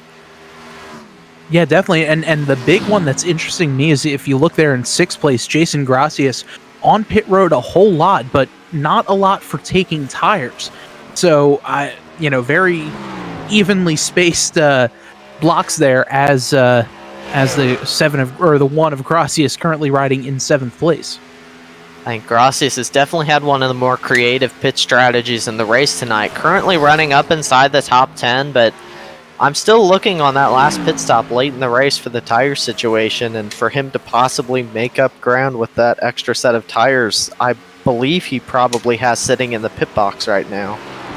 And speaking of picking up ground, taking a look at this battle graph right now, the 27 of Devara losing just a little bit of time there to the 21 of Nick Cohan. He's slowly but steadily picking up some time there as Cohan now just about, let's see here, looks like over the last couple of laps, just, well, staying fairly even between Devara and Cohan.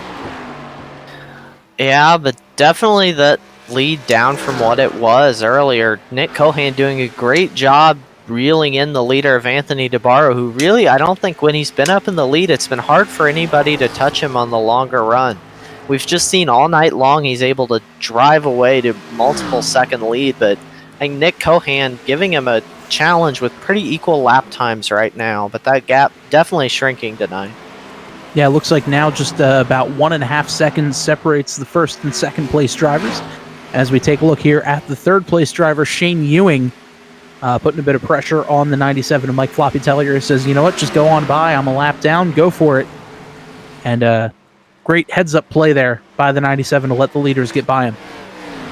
Yeah, a lot of kind of respectful driving at this point late in the race. Is the 6 and the 13 doing battle on track, but I believe the 6 is doing that from 1 lap down. I think he's now fallen a lap behind the 13 who he's battled with all race, just like we talked about, a product of getting caught off in 3 and 4, but still putting up quite a fight, even though he's a lap down. At this point, he's just trying to prove, hey, I've had a fast car, and it's still fast, and I can run with these guys, even if something happened that took me out of this race. And definitely what we're seeing from the 6 is the battle for the top 2. They're about 12 seconds in front of 3rd place Shane Ewing in the 32. So definitely I wonder if that's the tire strategy starting to come into play we've talked about. Yeah, for sure, as we see the 1 of Jason Gracias down on pit road right now. It looks like he'll be making his final pit stops, but a good battle there, and let's see if this is the money stop, so to speak, for the 1 of Gracias. Going to be possibly throwing on his last 4 tires. Same with the 98 of Tristan Maher coming in as well. Might be doing the same strategy there as the 1 is Gracias, and now they're just kind of sitting there saying, man, I hope there's a caution now for the strategy to really pay off.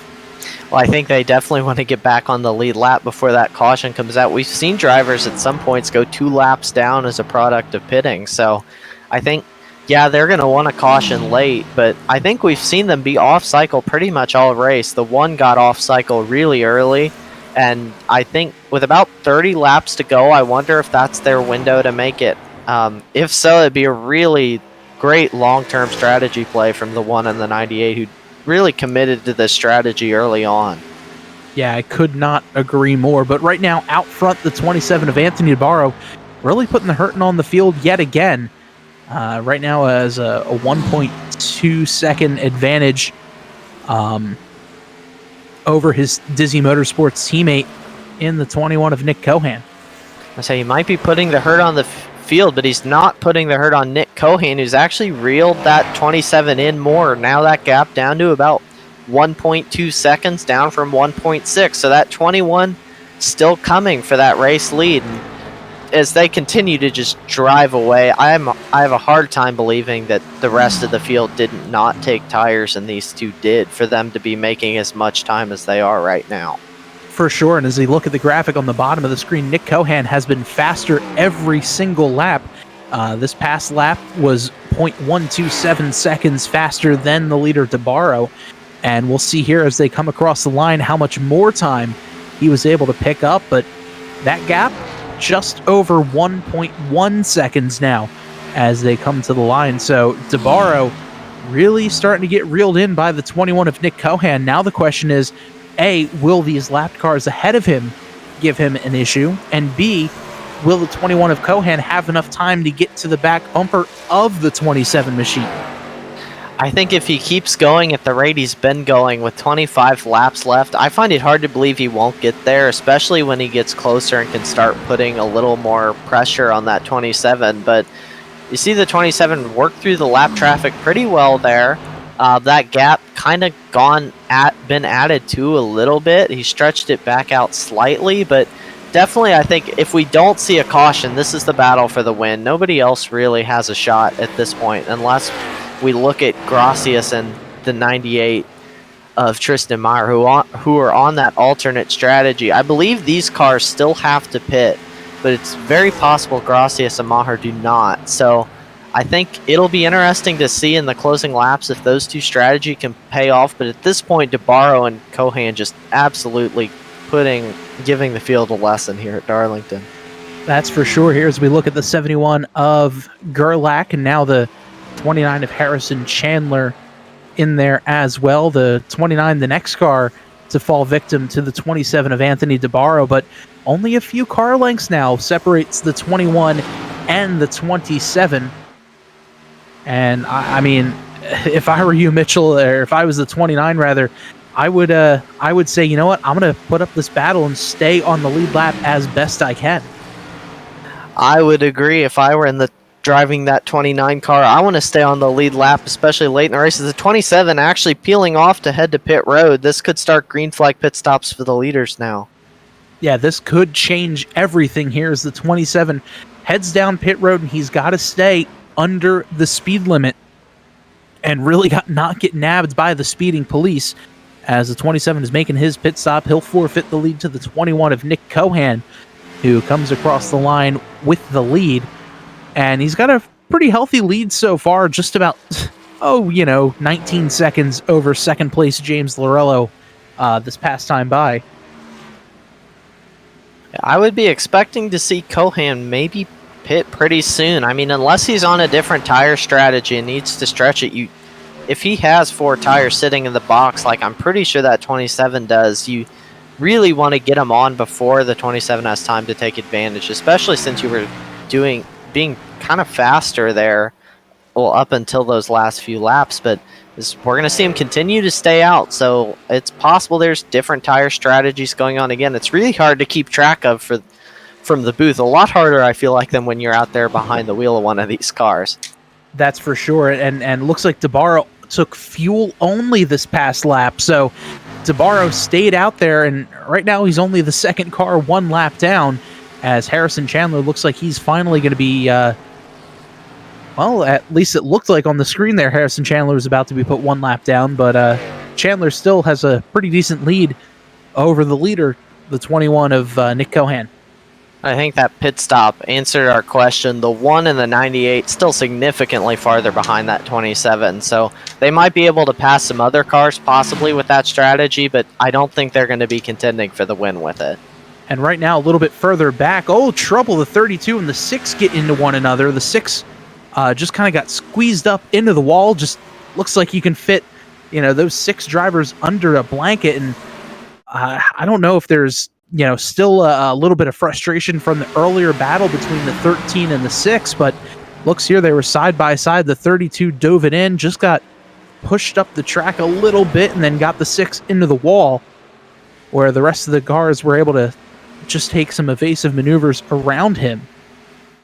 But interesting.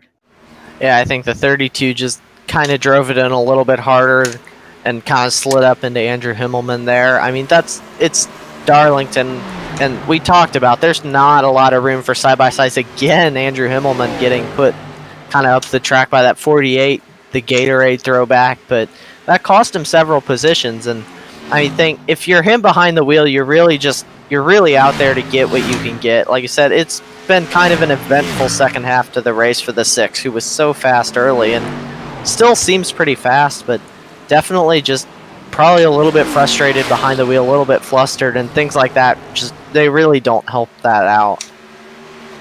That's for sure. As we take a look here at the 13 of James Lorello. Lorello currently in second, but 21 seconds behind the leader, Nick Cohan, who, for all we know, is definitely going to need to make one more stop before the end of the race just to pick up some fuel. So, at this point, really with the way pit strategy and fuel mileage lays out, with less than 20 or so laps to go, this could be anyone's race.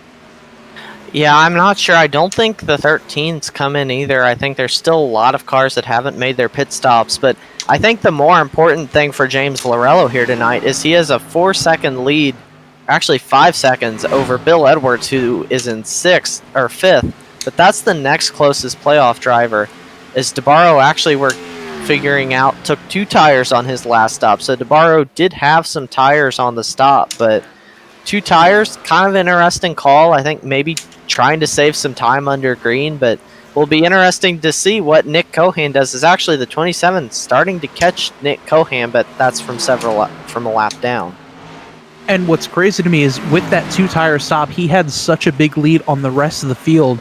Devara was only the second car 1 lap down, and now he's the first car 1 lap down, and now he's the last car on the lead lap after making that pass. So Devara with an absolute hot rod, and he might still be the driver with the pick to win should everything stay green, and the 21 of Nick Cohan has to head down pit road. And really same with the rest of the top 5 or 6 drivers who are still on the lead lap. I mean, Anthony Devara, he's only 9 seconds behind James Lorello in second right now, and with all those cars still having to pit, I think definitely the only reason at this point you keep staying out if you're these cars is you're trying to catch a caution because you don't have any more tires in the pit box. I think the 27's getting such an advantage on 2 tires. There's just no way you would keep it out for this long if you still had tires to take. Yeah, agreed there. The 50 of Bill Edwards has to take some evasive action as the 6 gets just up in front of him. Good side-by-side battle there between Edwards and the 6 of Andrew Himmelman. Himmelman having a good run today. Started second. Unfortunately had some issues after the most recent green flag pit stop where he slid coming out of turn number 4. Wound up falling back a lap, but a good run going there as we take a look at the leader, Nick Cohan, trying to put the 99 of Philip Scott down another lap. Scott currently sitting in the 12th place.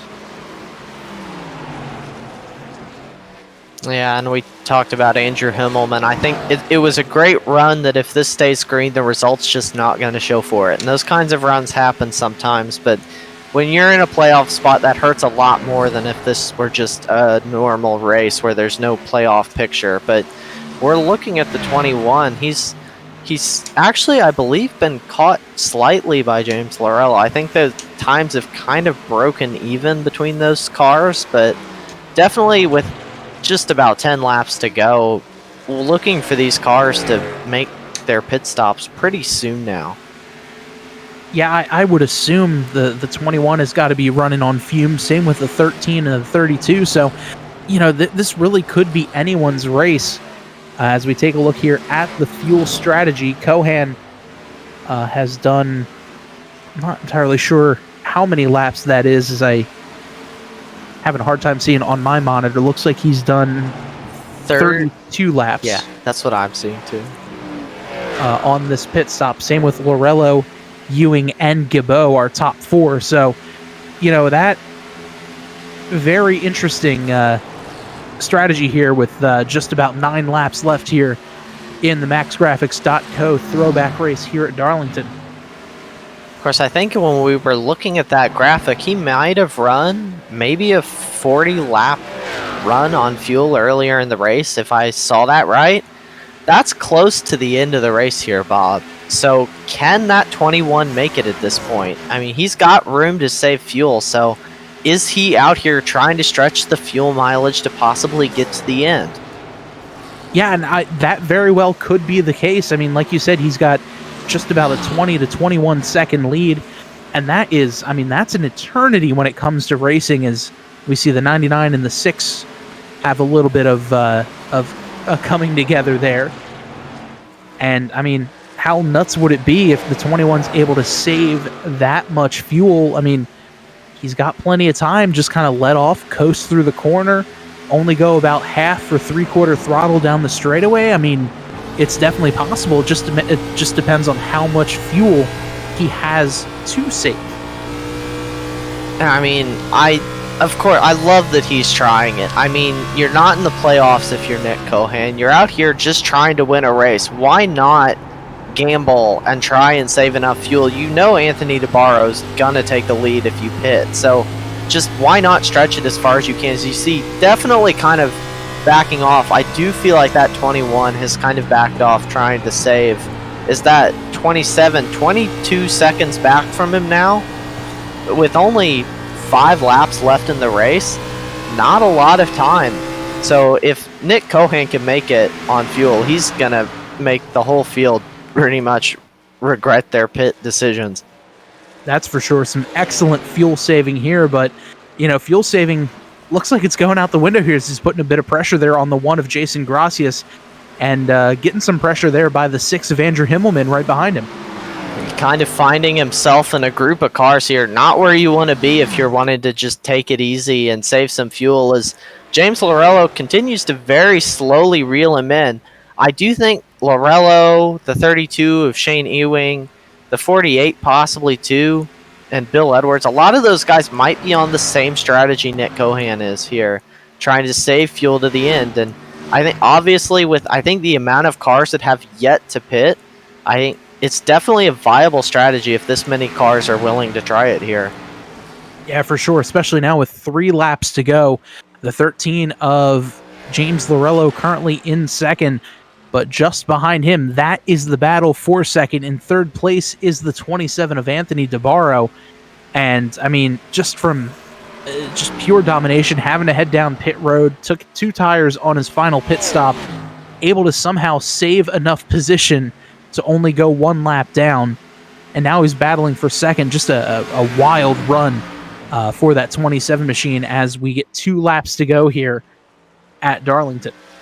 And looking out into the chat, Ben Izanga, we saw him get back onto the track, but unfortunately that 17 car, the engine expired on that car. Disastrous for his championship hopes. As James Lorello with 2 laps to go, does he have enough fuel to even fight this 27, or does he have to keep running the pace he has? As he's definitely getting racy on that outside, but the 27 with much fresher tires. But the final lap of the race, looking up at the 21, he's behind some other cars, but at this point it doesn't matter. With a 20-second lead, heck, he could throw in the clutch and just coast back to this finish line as he heads through 3 and 4 for the final time.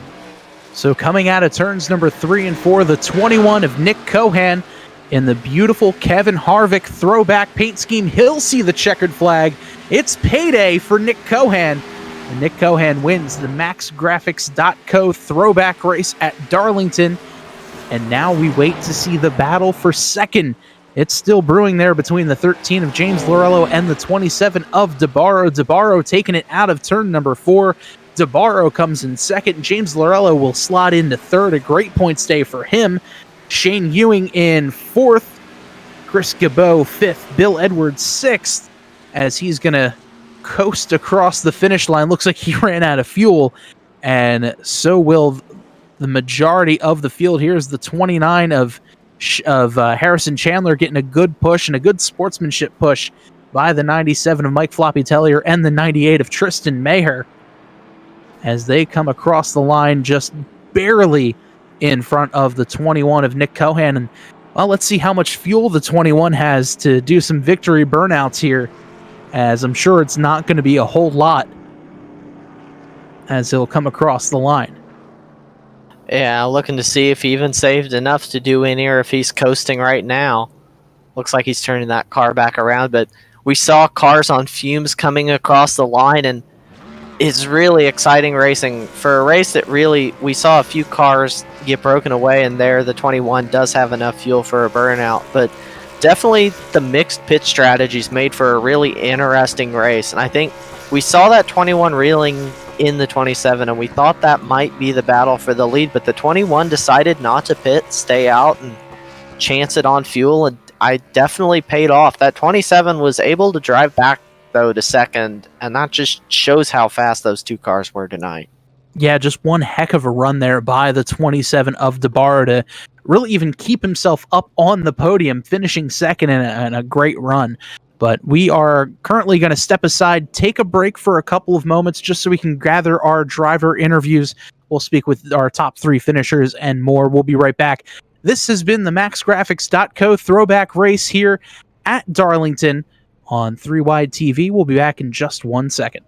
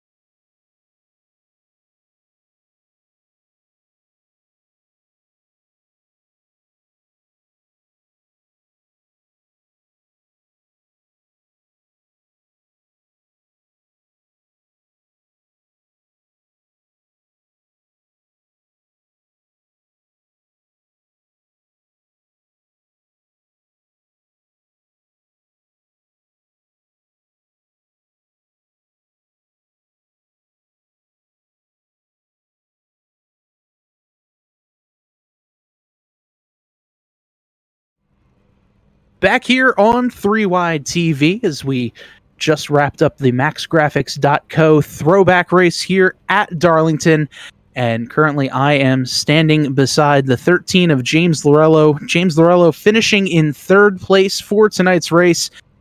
James, first of all, congratulations on a hard-fought battle. And take me through your race tonight. Yeah, it was a good one. A lot of fun out there. Good racing. I was just really trying to save my tires, and then at the end there had to save a lot of fuel since Nick, came in a lap later. I was really hoping I was going to stay green after that first caution, after the competition caution stage break. I think I would have been set up to probably win that race if that were the case. But Anthony and Nick were a bit faster. Yeah, they were quite fast out there on the racetrack. And James had a great battle there just after that first caution between you and the 6 of Andrew Himmelman. Just some good, hard racing between you two. It was a lot of fun, and it was good to be able to race clean with guys like that. Andrew and then Anthony in the last lap there. It was just fun racing if you could do it, but it was this track is so hard to pass and race side by side. So glad to get some battles in there. And with this obviously being the MaxGraphics.co throwback race, you having a little bit different strategy there for the car. It looks like it's a throw forward for your daughter's racing. Tell me a little bit about that. Yeah, I had a throwback ready, and then Bill had just done this car for me. My daughter's racing her first year in quarter midget racing this year, and this is her paint scheme on the car. So I thought it'd be fun to throw it on there, and I'll probably end up racing this for the rest of the season now. Awesome. It was a good-looking car, and it really got you a pretty good points day right now. Currently leading the point standings, heading into Bristol. What are your thoughts as we head to the final race of the 2021 A season?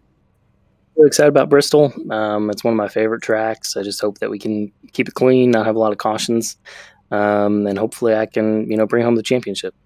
Awesome. Well, James, before we let you go, do you have any shout-outs for us? Thanks to everybody with Total Nonstop Racing. It's been an awesome first season for me running in here. All the guys do a great job, and thanks for Max Graphics for putting on the throwbacks. Excited to go back and watch the broadcast and see everything. And thanks to my S2R teammates and Ben and Bill. And Bill for doing my paints. His Fatal Concepts does my paints. And I'm excited to show my daughter the race tomorrow with her car in it. Awesome. Well, James, congratulations on the third place finish. We're looking forward to seeing you out there next week at Bristol for the championship race. Yeah, see you next week.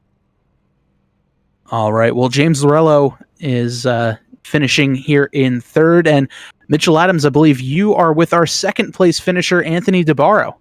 Yeah, I'm here catching up with Anthony DeBarro. Finished second in this race after leading quite a bit of it. Anthony, what were you thinking kind of in those closing round of pit stops, and did you think that those other drivers could stretch it on fuel? Yeah, actually I did, especially talking with Nick in Discord here. I knew he was close or could make it, but for whatever reason, I don't. It's my whatever I do with the throttle and brake, and I just never get fuel mileage. So I knew I was without a caution. I was a sitting duck, and once I figured out I couldn't make it, I said, you know what, let me come down and get a splash and 2 right side tires, because I think if I would have played the long game, I wouldn't have got back to second. I think I would have been about 4th or 5th. So, I mean, congrats to Nick. That's awesome. You got to be good at strategy with these things too, and we'll go get him next week for the finale. Yeah, and after having such a good race here today, do you think you have a good chance at having the same speed next week in the final race of the series?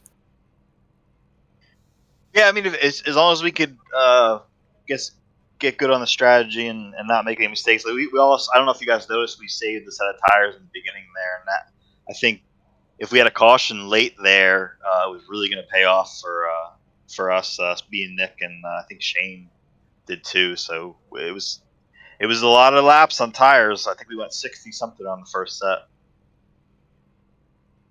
Yeah, and just looking at the throwback car, being the MaxGraphics.co throwback race, you want to tell us a little bit about the scheme you have this week? Yeah, this is Landon Amick. He ran this in an ARCA race and won at Daytona. I forget the year. I think it was 2000. I'm not too sure. I have to look back on it. But Nick came up with the idea, so I can't even take credit for it. And if you actually look it up, he ran that exact paint scheme and went to victory lane at Daytona. Yeah, well, it was a great race for you here tonight, coming up just short of that win, but like you said, another one next week. Best of luck to you, and thank you for talking with us. Yeah, thanks so much. I appreciate it. That was your second place finisher, Anthony DeBarro, and I believe Bob's caught up with the race winner. Yeah, I'm down here in victory lane with the 21 driver, Nick Cohan. And Nick, congratulations winning the MaxGraphics.co throwback race. And, well, you hit a little bit of payday out there on the track. Take us through your race. Yeah, it was very eventful. I kind of screwed up qualifying. Felt like I had a good shot at the pole there. This is one of my favorite tracks, and just screwed up the second lap and tagged the wall a little bit. And glad I put down just a decent lap in the first one there. But just trying to save my tires there in the beginning.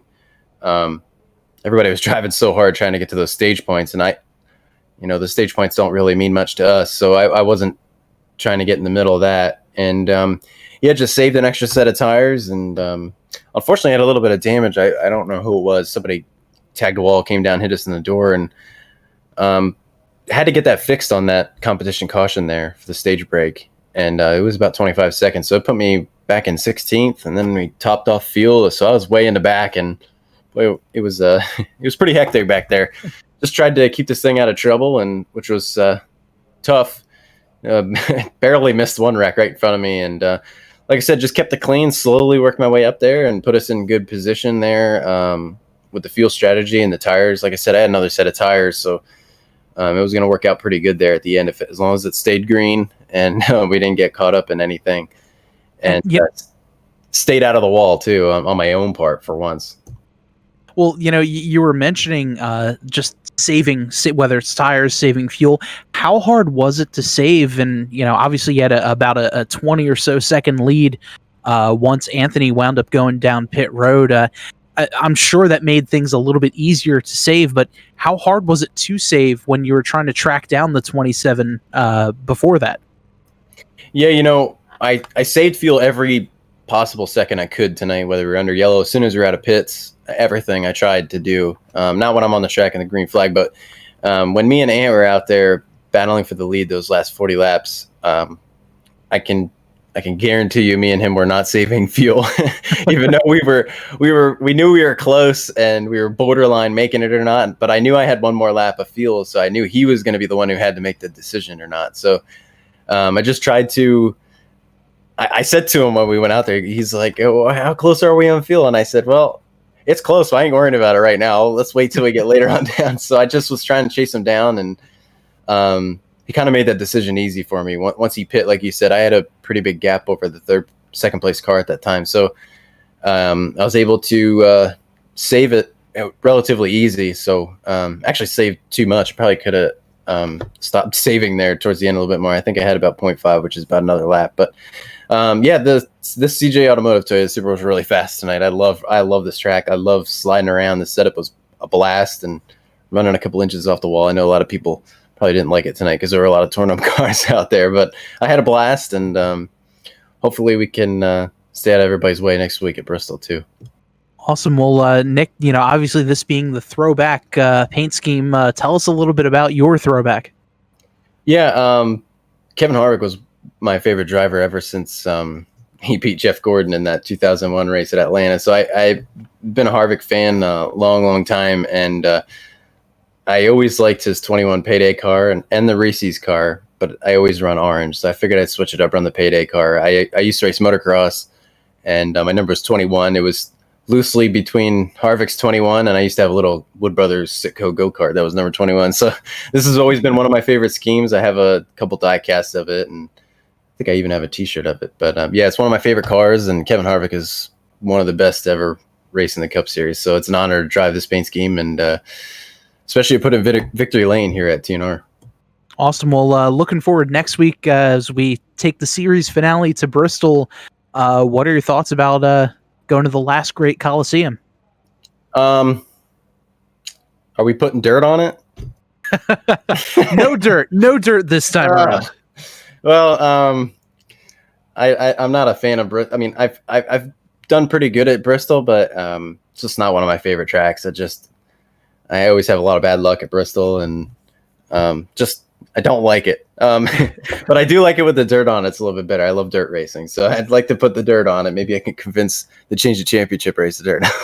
But no, it's going to be fun. I'm interested to see how the points are going to be, to see who's battling for the points, and it's going to be fun to watch. It's going to be fun to be out there battling with these guys. Just going to do my best to stay out of their way. I'm not going to be causing any problems like we've done the past couple races here. We've done a good job of racing hard and just staying out of the way, and we're going to keep it that way. I know Ant's pretty good at Bristol, and I know my other teammate Shane's really good at Bristol. So it'll be fun to see what we can do as a team next week, and I'm looking forward to it. Fair enough. And Nick, before we let you go, do you have any shout outs for us? Oh yeah. First of all, my teammates at Disney Motorsports. I love this team. We work together really, really well, and it's a blast hanging here in Discord with them. CJ Automotive for being on the car, Perk Coffee, Joey Gattina, Total Nonstop Racing for putting this whole league together. This is an awesome place to race and hang out. Everybody's blasting Discord, and of course you guys are putting on this broadcast. It's a really, really good broadcast. I love going back and watching it. Awesome. Well, we appreciate that, Nick, and congratulations on the win, and we look forward to seeing you out there next week at Bristol. Yep. Thanks, guys. Awesome. Well, Nick Cohan, our winner of tonight's MaxGraphics.co championship, or throwback race here at Darlington. And Mitchell, before we wrap things up, I know I had mentioned my 3 favorite throwbacks of the race. It was the 99 of Philip Scott, the 1 of Jason Gracias, and the 01 of Nick Chambrone. Who were your 3 picks to go for that MaxGraphics.co best throwback of the race pick? I think I'd mentioned earlier in the race my favorite scheme is that 48 of, and I'm going to mess up his name, Chris Gibbio. That was wrong, but oh well. My other 2 favorites, I love that 22 of Stephen Kagman. Absolutely beautiful car. And I believe it was the Marcos Ambrose throwback. And then James Lorello's 13. I absolutely love the kind of his daughter's paint scheme. I just love seeing that car on track. And all 3 of them, there were a lot of great cars in the field tonight, but those 3 really stood out to me. Awesome. And, this is going to be a tight race for the championship. It's going to come down to the 13 of James Lorello and, well, really the 17 of Ben Izinga, with Bill Edwards in the mix as well. Before we get off the air, do you have any parting thoughts there, Mitchell? I think really we saw James Lorello have the run he needed to tonight, being the highest finishing playoff driver. Bill Edwards also had a great run, and we saw trouble for that 17. He had some mechanical issues that took him out, and it's going to be really interesting to see if he can make that up next week in the finale. So before we get going, we're going to do a final rundown of the finishing order. Winning the race, the number 21 of Nick Cohan, Anthony DeBarro in second, James Lorello, your championship leader, in third, Shane Ewing fourth, Chris Gibeau in fifth, Bill Edwards, another championship contender, in sixth, Harrison Chandler, Josh Gerlach, Jason Freeman, and Nick Chambrone running out your top 10. Philip Scott just missing out on the top 10 and 11th. Jason Gracias, who we saw with the alternate strategy tonight, in 12th. Andrew Himmelman, after such a strong run, is going to end up 2 laps down at 13th. Tristan Maher, 14th. Mike Floppy Tellier, 15th. Vincent Valvano, 16th. Ben Izanga, championship second place driver coming into tonight, 17th. Jason Chu in 18th. Stephen Kagman in 19th. And Don Runkle Jr. in 20th. In 21st, Garrett Gleason. 22nd, Tony Lucarelli. Kyle Lewis in 23rd. Tim Johnston, 24th. Matt Monticelli in 25th. Ben Mashburn, Chris Darling in 26th and 27th. And then rounding out the field, the 77 machine of David Harvey. So a good, tight battle between all of these drivers out there on the track. And ultimately, Nick Cohan, with the best fuel saving and the best fuel strategy, winds up getting the win. So for one final time, for Mitchell Adams, special thanks to Peter Short acting as our producer for tonight. I am Bob Giaquinto. Thank you so much for watching here on 3 Wide TV. But until then, we'll see ya.